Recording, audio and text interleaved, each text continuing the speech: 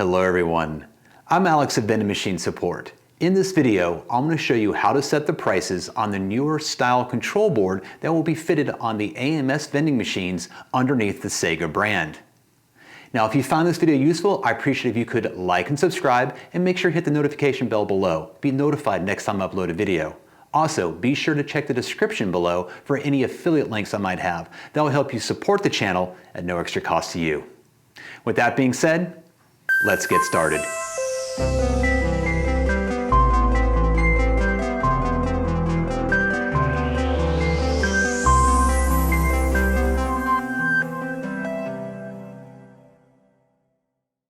In late 2022, Automated Merchandising Systems was acquired by another vending machine manufacturer known as Seaga.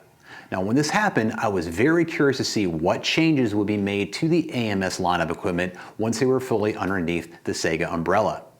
Now I'm very fortunate to have behind me here is a 39-inch combo AMS machine that has a lot of those new changes brought on from Seaga. Now I want to give a shout out to A&M Equipment Sales for allowing me to borrow this machine to be able to shoot this video. So if you're in the market for a new vending machine or a quality refurbished vending machine, be sure to check them out at amsequipmentsales.com, and I'll put a link to their site in the description below. Now, let's first start off is, how do you know if you have one of these newer style control boards on an AMS machine? Now, as a shooting of this video, it's only rolling out in the 39-inch combo machines. This is going to be a 39-inch wide machine, then going to be a combo. Now, the first thing that you can tell if it is a newer style control board is the display is going to be blue. So if you're looking to how to price a AMS machine and your display is blue, this is the right video for you.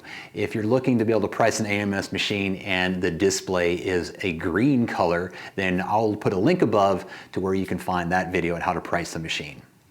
So again, looking at the machine, it looks very much the same on this machine as all the AMS equipment. We still have the same escutcheon. It's gray with a lighted keypad, but the display is going to be a blue background color. So that's a great way for you to identify your machine and if you have the new style control board.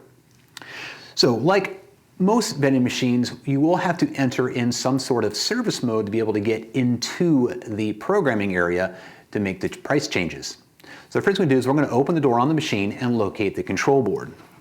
Well, on AMS machines, the control board is always going to be located on what I call a monetary door. And this is going to be a door that's on the left-hand side on the inside of the main door. Once we have that door open, we're going to locate the control board. Now on AMS machines, that control board is going to be located in the upper right-hand corner here.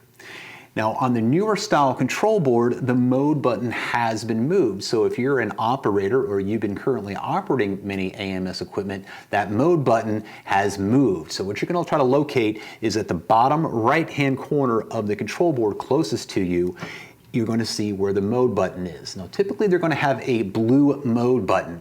Now some of these machines that I've seen over the time looking at these as these changes came about, that button was sometimes not blue, it was just a red button. So we're going to locate it not by the color of the button, but where the button is located. So it's going to be located at the bottom right-hand corner of the control board. Now once you located the service mode button, you're simply going to press the button one time, and the board is going to beep letting you know that you've entered in service mode. Now I want to come back around to the front of the machine. Now as we're doing this, we want to make sure that we do not close the door all the way. Closing the door all the way while in service mode will place the machine back into sales mode. So again, keep the door slightly ajar to make sure that you're not taking yourself out of service mode. So once we've got the service mode button, the door slightly ajar, the first thing you're going to see on the display on these newer style control boards is the total motors that the control board has found. Now to enter pricing mode, we're simply going to press selection button 1 to get to the price programming area. So I'm going to press that button one time, and here we have price program shown on the screen. Now from here, we have three options available to us. If we press selection button 1, that will allow us to price the entire machine to one single price. This is great if you're wanting to be able to price the entire machine to the common price and then go back and change the individual prices that are not at that common price. This kind of speeds up pricing. If we press selection button 2, that is going to allow us to price an entire tray or shelf. at once. Again, that allows us to price the top tray if we wanted to, all the sections on the top tray or all the sections on the second tray. That would be done by pressing selection button 2. Now, if we press selection button 3, that will allow us to price the individual selections on any of the trays. So let's first start by pricing the entire machine to one single price. To do that, again, I'm going to press selection button 1. I want to do that, display is going to read all items with a price shown on the display. This one happens to say 75 cents. So here, if I key in a new price, for example, I'm going to go ahead and set everything in this machine to $1. I'm going to key that in, use calculator stop, pressing 100, and now I have $1 shown on the display. Now on the bottom of the screen here, it gives me to press the asterisk or the star key, I can delete. Now that's kind of a new feature that came on this control board that I kind of like. This allows you to delete the selection or delete your price if you made a mistake. So we can simply press the star key and it will start deleting it one item or one price at a time. Again, I went ahead and set the price back to $1. So I press 100. Here I have a dollar price. Now the other key we can press is the pound key, and that pound key allows us to save or assign that price to the machine. So here I go ahead and press the pound key, and now all the selections inside this machine have been set to $1. So that shows you how to quickly price the entire machine to one single price, and that is by using selection button 1.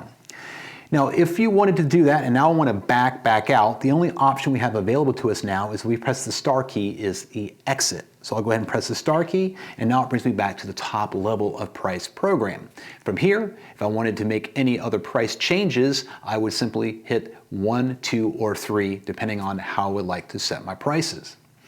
So here, let's jump into setting our trays, our shelves, or columns to one single price. So we'll start with the top tray here, which is tray number 1. So we're going to go ahead and press the number 2 selection button to enter row pricing mode on the screen. Again, row pricing mode is for a tray, a shelf, a column, or a row, depending on what terminology you would like to use. Now this is where things can get a bit confusing because there's kind of a quirky feature to this control board. All of our numbers or selections on an AMS machine are represented with 2 numbers. So again, top selection here on the top tray, left-hand side says 10. So we've got a 1 and a 0 that we'd wanted to enter in that. Follow that down to your second tray. The first selection starts with a 2, 0. Go down to the third tray, it starts with a 3, 0. So when we enter in the tray or shelf or row, we're going to enter in the first number of that shelf or row. So for the top tray here, I would press 1. Now this is where the quirkiness comes in here. When I press 1, the first thing that comes up on the screen, it shows 11. There is no tray 11. So this is where I can find a kind of a quirky feature, and maybe they will update this in future updates, but it's looking for a 2-digit row. We only have a 1-digit row, so we're pressing 1.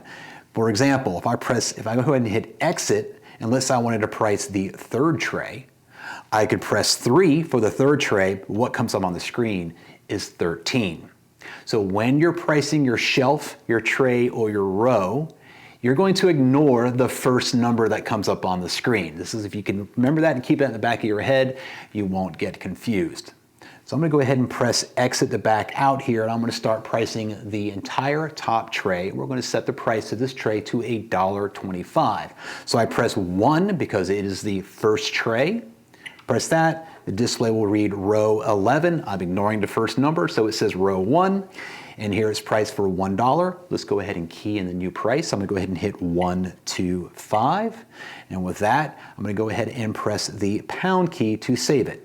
Now, another little feature it allows us to do is I can press the pound key to jump to the next tray, the next logical tray. So here I can jump down to the second tray since I'm in tray programming mode or row programming mode. So I'm going to go ahead and do that now. I'm going to go ahead and press the pound key. Now it tells me row 12. Again, I'm ignoring the first number, so I'm actually at row shelf 2. So here I'm going to create a new price. Let's go ahead and set the price to the second tray to $1.50. So I hit 150. Great, I have $1.50 on the screen, so I'm going to go ahead and press the pound key to save it. And then once again here, I can press the star key to exit if I'm done with my pricing, or I can press the pound key to jump to the next logical shelf, tray, or row. So that shows you how to set the prices on an individual shelf. Let's see how we set the prices on an individual selection. So here I'm going to go and press the star key to exit. I'm going to go all the way back out to the top level of price program. If we want to change the price of an individual selection, we're simply going to press selection button 3. We press that one time and the screen is going to come up with selection dash dash dash. This is here with that little quirkiness of that control board here where I got a 3-digit selection where our selections on the machine are actually 2 digits. So just like when pricing the row, the shelf, or the tray, we're going to ignore the very first number. So we're going to start with selection number 10. So I'll go ahead and hit 10, and then here on the screen it's going to say 110. We're ignoring the first number.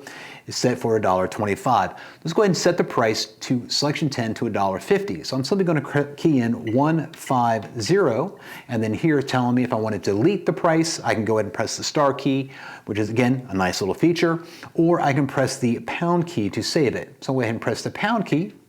And then here, the screen changes and tells me that I can press the star key to exit, or I can press the pound key to move to the next logical selection. So the next logical selection in this machine would be 11. Even though we don't have an 11 on this top tray, it goes 10, 12, 14, 16, 18. Every tray has a possibility of having 10 selections applied to it on a 39-inch machine.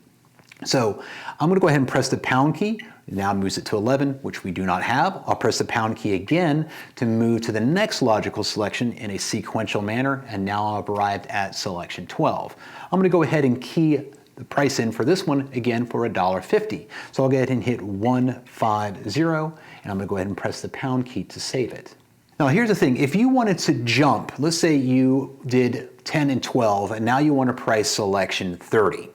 All right, so we could simply continue to press the pound key and we would sequentially, make our way all the way down to 30. Now, if you wanted to key in 30, you cannot do that at this point. We have to leave selection price programming and come back to it in order to jump down to 30. So that's what I'm going to do right now. So I'm going to go ahead and press the star key to exit. And I'm going to go ahead here, and we've got selections we've left out. So here I'm going to go ahead and key in the new selection, which is 30. So I hit 30. Then here I'm going to go ahead and set that price to $2. Hit in $2, I'm going to go ahead and press the pound key to save it. Again, let me repeat myself how that works. If you want to go to a different selection that's not in a sequential manner, well, I want to go all the way down to the bottom shelf to 50. Again, I can press the pound key to sequentially move myself across all the selections until I get to 50, or I can shortcut that by pressing the star key one time to exit. Here it clears the screen. It's going to ask me now to enter in a new selection. I'll go ahead and hit 50. On the screen it reads 150. Again, we're ignoring that number, the first number. And here we have a dollar price. I'll go ahead and put in 200 for $2 and press the pound key to save it. Now, when you're done pricing all your selections, again, you can press the star key once and star key again to back yourself all the way back out to price program. So again, this control board is fairly easy to program. Yes, it does have a little bit of quirkiness, and I think it's probably because what Seaga did is they did have some already software on their current machines. They kind of ported it over to the AMS machine, which only has a 2-digit selection. So again, nothing wrong with it. It's just something to be aware of when you're pricing your machine. Now, when you're completely done setting your prices, you're simply going to close the door on the machine, or you can back all the way out by pressing the star key to bring you all the way out again until you get to the top level sales mode. Now, because I have the door still open, it's going to show me no errors on the display. So that kind of gives you an idea how to set the prices on the newer style AMS control boards that are currently right now, as recording of this video, are coming out in the 39 VCF combo machines. Now what kind of spurred a lot of these changes is this is going to be the first machine from AMS that's actually featuring the new refrigerant, which is R290. So when that was changed over, Seaga and AMS redesigned the control board and a few other features inside the machine to be able to use that R290A refrigerant. Again, I want to give a big shout out to A&M Equipment Sales for letting me borrow this machine to be able to shoot this video. So again, if you're in the market for a new vending machine or a quality refurbished vending machine, be sure to check out amsequipmentsales.com. There'll be a link to their site in the description. Again, if you find this information useful, I appreciate if you could like and subscribe, and make sure you hit the notification bell below to be notified next time I upload a video. Also, be sure to check the descriptions below for any affiliate links I might have that'll help you support the channel and no extra cost to you. Until then, I'll see you on the next video. Take care.